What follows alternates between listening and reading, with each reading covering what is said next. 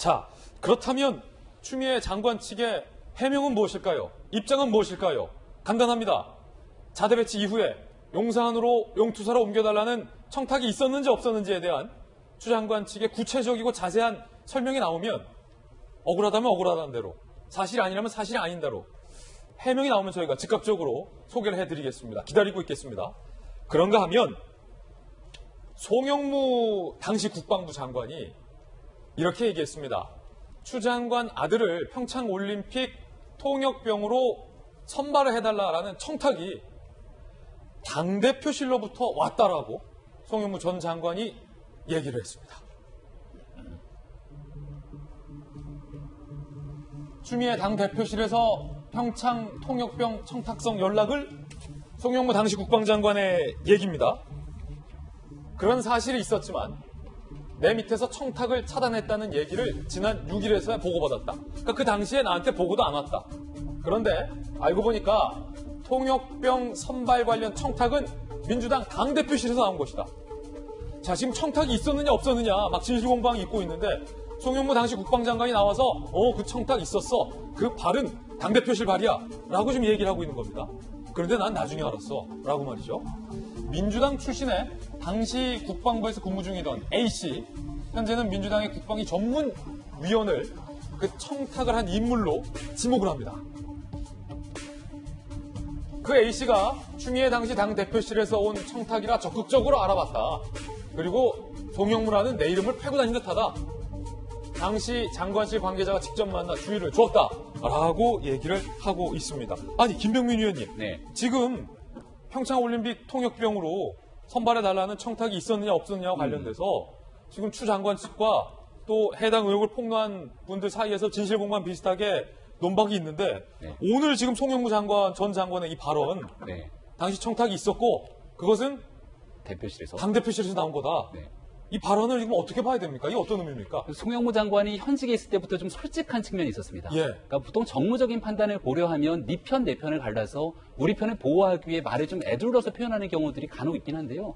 과거 국방부 장관 시절에도 국회에 나와서 당시 문정인 특보를 향해 학자 입장에서 떠드는 느낌이다. 뭐 이런 얘기를 한 적도 있었거든요. 그러니까 전체적으로 본인이 하고 싶은 얘기가 있으면 여과 없이 거르지 않고 얘기하는 그런 태도를 좀 보였던 게 송영무 장관의 모습인데 이번에 있었던 내용도 국방부 장관으로서 당에서 왔던 정책 보좌관이 있고요. 예. 그리고 송영무 장관을 보좌하는 또 국방부 내에 관계자가 있습니다. 근데 이 당에서 왔다라고 하는 보좌관이 실질적으로 당대표실의 요청을 받았는지는 확인이 필요합니다만은 분명한 건 여기서도 인정하고 있는 건 그 통역병 등에 대한 절차들을 알아봤다는 겁니다. 예. 이 청탁에 대한 문제를 조금 더 따져봐야 됩니다만 근데 이것을 제지하기 위해서 국방부 장관실에 있는 사람이 문제가 있다고 얘기를 했고 결국 이 내용은 송영무 장관에게 보고가 된 것으로 보이거든요. 그러니까 송 전 장관 주장에 따르면 네. 분명히 추미애 당대표실에서 그런 뭐 청탁이든 문의든 요청이 있었고 내가 그걸 막았다. 내 장관실에서. 중요한 거는 통역병에 대한 얘기를 결국은 추미애 장관 아들과 연결돼 있는 내용인데 당시 당대표의 아들과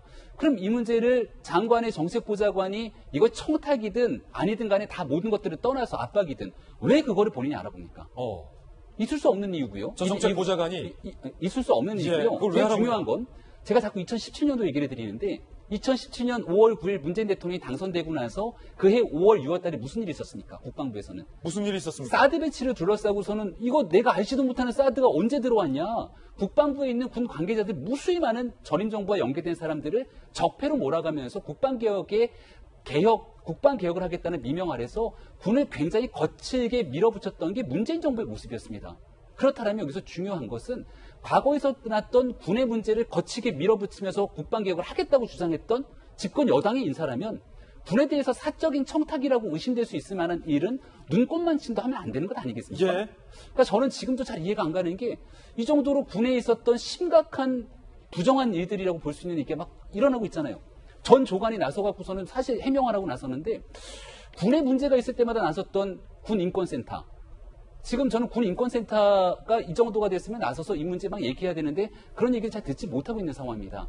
그러니까 제가 드리고 싶은 얘기는 사실 진보, 보수, 뭐 좌파, 우파 이거 다 떠나서 예. 잘못돼 있고 공정한 가치로 위배됐던 문제가 있다면 국민들이 굉장히 분노하고 나서면서 그게 박근혜 정부든 문재인 정부든 이명박 정부든 잘못된 건 잘못됐다라고 얘기하는 게 지금 국민들이 가지고 있는 민심 아니겠습니까? 근데 지금 있는 문재인 정부가 군의 과거의 문제들을 가지고 소위 말하는 적폐라는 이름으로 잘못된 문제를 그렇게 많이 국민들 앞에 다 선보여 왔던 게 지난날의 문제인데 추미애 장관의 문제는 이건 대한민국에서 군에 갔다 온 누가 보든지 간에 있을 수 없는 일들이 일어났잖아요. 그것도 단순한 개별 국회의원 한 명의 일이 아니라 집권당의 당대표의 이름으로 집권당의 당대표실을 둘러싸고 있는 일들이 펼쳐졌다면 이것은 앞서 제가 말씀드렸지만 국정농단의 수준을 넘어서는 국방농단으로도 비춰질 수 있는 심각한 문제입니다. 예. 그렇기 때문에 함부로 예단하기는 어렵습니다만 제일 중요한 건 추미애 장관이 보다 적극적인 해명이 나서야 되고 이제 추미애 장관의 선을 벗어나선 민주당의 당대표의 일까지 번쩍이 됐으니까 더불어민주당 입장에서도 굉장히 신중하게 이 문제를 접근할 상황까지 번지게 된 것은 아닌가 생각이 듭니다. 네, 물론 우리 김병민 위원께서 야당의 지도부로서의 시각을 거침없이 소개해 주신 것이지만 말씀 주셨던 것처럼 아직 이 혐의에 대해서 우리가 어느 쪽으로 예단할 수는 없다라는 말씀 분명하게 드리겠습니다. 자, 김병민 위원님의 개인 견해였고요.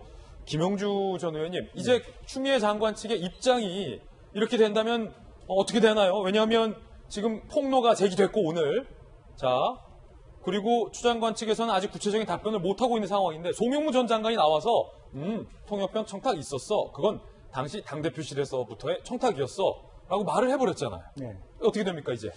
사실은 이제 이 부분이 이제 뭐 현재 수장관 측 변호인들은 어떻게 생각하는지 모릅니다만은 실제적으로 그 미8군 문서 규정이 있거든요. 문서 규정. 제가 이렇게 예편했던 사람 알아보니까 예. 당신들이 그냥 알아서 처리하고 끝내는 부분이 아니고 반드시 상급 미군 부대 지휘관에 보고하고 문서를 남기려 하는 규정이 있습니다. 그러니까 여기에 또 조사를 하면 다 나올 가능성이 굉장히 크다라고 하는 부분입니다. 그러니까 그 카츄샤라고 하는 그 정체성 자체가 미군의 한국군을 파견시키는 거지만 최종 이 병사들을 이끄는 책임자는 미군이기 때문에 모든 규정이 참모부에서 다 미군의 부도의 참모장 또 주임 원사한테 보고가 되게 돼 있습니다. 그렇기 때문에 누구 마음대로 한국군에서 이렇게 통역관으로 뽑아갈 수도 없고 그런 부분이었기 때문에 지원단장이 머리를 써가지고 실제로 개별적으로 뽑으려니까 너무 많은 민원들이 들어오니까 그냥 제비뽑기 하듯이 공정하게 했다라고 그렇게 보고했던 것 같아요. 이제 그런 부분이 다 지금 하나 과정, 지역 참모장, 지역 본부 문서 규정에 의해서 미8군 상급자, 주임 원사까지 간다라고 한 시스템을 여러 사람들이 말하자면 한미연합사에 소속했던 예비역 장성들이 제 친구도 있습니다. 다 보고를 하고 있어요. 그렇기 때문에 다 단계별로 그냥 지나가지 않아요. 이 문서 예컨대 이건 그냥 지나갈 수 없는 일이다. 그냥 진단서도 없어도 되는 것이 아니라 예. 반드시 문서 규정에서 다 기록되고 있고 미군이 다 갖고 있을 겁니다. 이제 그렇기 때문에 이 하나하나에 뽑는 것 자체는 마치 한국 육군본부가 뽑는 것처럼 보이지만 실제적으로 그것이 전부 다 미군 부대에 가 있다라고 하는 부분이 있어요. 그렇군요. 그래서 그런 문제에 있어서 단순히 청탁이다 아니다라고 하는 입씨름할 문제가 아니다. 상당히 많은 구체적인 증거가 조사하면 나올 가능성이 있다는 측면에서 더 신중하고 지금이라도 더 명명백백하게 본인 스스로 좀 바뀔 필요가 있다고 봅니다. 예, 그렇다면 송영무 전 장관이 지목한 이 정책보좌관, 이 정책보좌관이 어떻게 알아봤는지 오늘 조간 신문들이 그 정책보좌관에 대해서도 취재를 했습니다. 함께 보시죠. 송 전 장관이 당대표실의 청탁이다라고 지목을 했었던 그 정책보좌관, 누구 요청으로 문의 혹은 청탁을 했느냐라는 겁니다. 송영무 전 장관이 지목한 당시 국방부 장관 정책보좌관 A씨를 주목해 볼 필요가 있습니다. 추 대표 아들이 카투사로 근무 중인데 그 평창 통역병을 뽑는 절차가 어떻게 됩니까? 추 장관 아들 소속 부대 관계자의 연락처는 뭡니까? 라는 취지로 실무진에게 문의를 했다. 그 실무진이 상부에 보고를 했다는 겁니다. 그래서 군사보좌관실에서 저거는 청탁금지법 위반 소지가 있다. 일절 관여말라. 라고 그 실무진에게 지시를 했다는 겁니다. 연락은 시인, 청탁은 부인하고 있습니다. 이 정책보좌관. A씨는 B씨에게 당대표실에서 연락 온 것을 이야기했더니 알아봐주겠다고 했다. 그리고 이 B씨는 A씨가 추 장관 아들 통역 선발 도와달라고 했다. 그래서 난 거절했다. 그거는 계명란법 위반입니다. 여기까지 줬다. 장관에게 보고된 바 없다라고 얘기하고 있습니다. 자, 국회 반장 출신의 노은지 기자. 일단은 정책보좌관이 뭐 하는 사람이고 이분이 민주당 소속이었다가 국방부에서 정책보좌관으로 갔다가 다시 민주당으로 지금 간 겁니까? 장관들이 사실은 이제 임기를 채우면 이제 계속 바뀌기 때문에 장관 정책 보좌관들은 다양한 곳에서 이제 파견을 가게 되는데 보통은 정부 부처 내에서 일을 잘하는 공무원들이 이제 파견을 가서 장관실에서 일을 하는 경우가 많이 있고요. 예. 근데 실제로 이제 정치인들이 장관이 됐을 경우에는 국회 당직자 출신이나 아니면 이제 정치인의 보좌진으로 함께 일하던 사람들이 가는 경우가 있습니다. 그런데 송영무 당시 장관 때 장관 정책 보좌관으로 갔던 이 A씨 같은 경우는 민주당 당직자 출신으로 국방부가 아무래도 이제 여당 간의 소통이 좀 필요하니까 장관의 어떤 이제 정책을 가장 가까이에서 보좌하는 이런 역할로 갔던 것 같은데 그 과정에서 아무래도 이제 본인이 소속됐던 당의 대표실에서 뭔가 연락이 왔다면 좀 적극적으로 나서서 알아봐 줄 수도 있는 그런 위치에 있지 않았을까 이런 추측들이 나오고 있는 것입니다. 그렇군요. 자, 고승덕 전 의원님 판사 출신이잖아요. 네. 해당 정책보좌관은 그냥 문의 차원이다. 그리고 그 문의를 받아서 안 된다고 한 사람은 도와달라고 요청을 했다. 요건 좀 따져봐야 될 것 같아요. 한쪽으로 예단할 수는 없을 것 같아요. 추 장관 측 해명이 좀 더 들어봐야 될 것 같아요. 근데 그건 차치하고 이 정책보좌관도 부인하지 않은 한 가지가 있습니다. 당 대표실에서 알아봐 달라고 했다. 그럼 이미 이 정책보좌관은 민주당 소속에서 국방부에서 나와서 일을 하고 있는 사람인데 왜 당대표 아들의 카투사 통역병 선발과 관련돼서 본인이 나서서 알아보고 다닙니까? 그거 자체가 국방부 입장에서는 청탁으로 받아들여질 수는 없는 겁니까? 충분히 있다고 보여지죠. 제가 이제 국회의원을 18대 했습니다만 국회 가가지고 그 당시에 이제 국회 이런 것도 좀 나중에 시끄러우실 수도 있는 걸 제가 지금 이야기하는 건데. 예. 그 당시에 이제 다들 국회에서 뭐라고들 하냐면 국회의원이 어디다 청탁할 때 절대 직접적인 청탁을 하지 마라. 예. 왜? 나중에 다친다. 그렇기 때문에 국회의원들은 뭐라고 청탁하냐면 이런 누가 있는데 어떻게 됐느냐고 문의하는 형식을 취하라고 이야기합니다. 그게 국회 관행이에요. 예. 그러니까 예를 들어서 누가 어디 회사에 지원했을 때 이 사람 합격시켜달라 이런 청탁은 없습니다.